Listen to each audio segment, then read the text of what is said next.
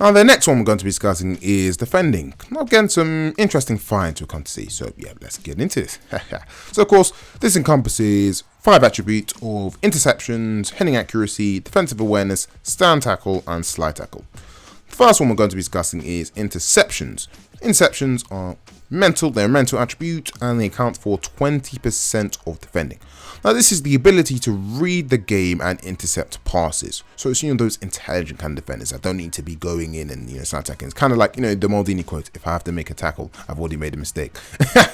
So yeah, it's kind of similar to that, and this applies more to AI controlled teammates rather than you controlling the players. Of course, it does help, but it's more to, AI, maybe your partner, centre back, etc., or defenders.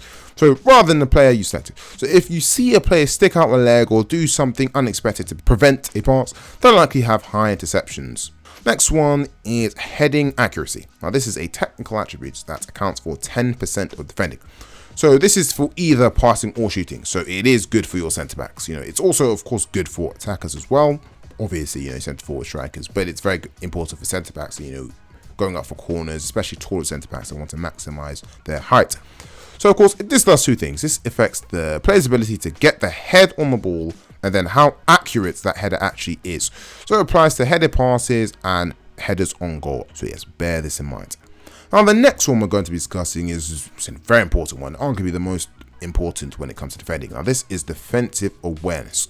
Now, this is a technical attribute that accounts for 30% of defending, and this was actually formerly known as marking. And it kind of makes sense how defensively aware you are. Again, similar to the Maldini quote, if I have to make a tackle, I've already made a mistake. You're just marking the player. So it's the ability to track and defend an opposing player. So, how close you can stay to an opposing player, so attacker, etc., and stop them from getting across, pass, shot, etc., And also contributes to tracking runs, how well you can track a run. So air players will do this off the ball and when you're in control of a defender. And defensive awareness will also, impact how good they are at containing, how effective they are in containing.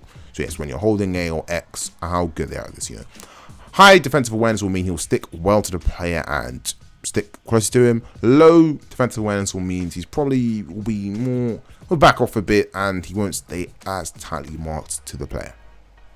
Now, the next one, again, is arguably the most important attribute when it comes to defending. This is partially what it means to be a defender. Now, this is standing tackle. So this is another technical attribute that accounts for 30% of defending. Now, again, I know you guys are going to get tired of me making this joke. It's not even a joke because it's real, but it links to the Maldini quote, if I have to make a tackle, I've already made a mistake. Now, let's say you make the mistake. This is how effective you are in making that tackle after the mistake.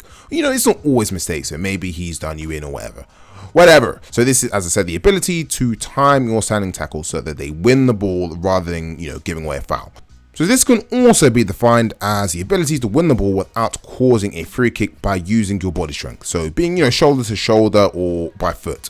So if you have low stand tackling, the player is more likely to misarm a challenge or kick the ball away. So yes, it's not what we really want. You want to win the ball back. So yes, of course, this really it's important for centre backs. Really, this is very important for centre backs. Of course, there are other positions where it can have some significance, but it's very, very important for centre backs to have high tackling, stand and slide, but specifically standing here. So of course, it can be risky if you have low stand tackling. Of course, if you have low stand tackling, it's very likely to lead to set pieces, corners, free kicks, etc., cards, but they will shut the attacker most of the time. And if you use carefully, the results are excellent. If you've got high stand tackling, you're in for a good treat as a defender. So in games also translate into being able to taunt opponents with shirt pulling. So there's this is a thing that I think a lot of people don't know. So taunting, shirt pulling, grabbing, etc., and other maybe not so fair moves without being caught by the referee. So yeah, it actually impacts how effective these things are. So the higher the tackling, the more effective these not so fair tactics are. So just bear that in mind. Another thing I don't think EA make clear, but yeah, it's probably for a reason, fair play, etc. Now, the final attribute when it comes to defending is slide tackling. So, of course, this makes up 10% of tackling, and this measures, or defending, sorry, this makes up 10% of defending and technical attributes, and it measures a player's ability to time slide tackles so that they win the ball rather than giving away a foul. So similar to stand tackling, but it's not as important because you're not sliding as much as you are having to stand tackle. So yes.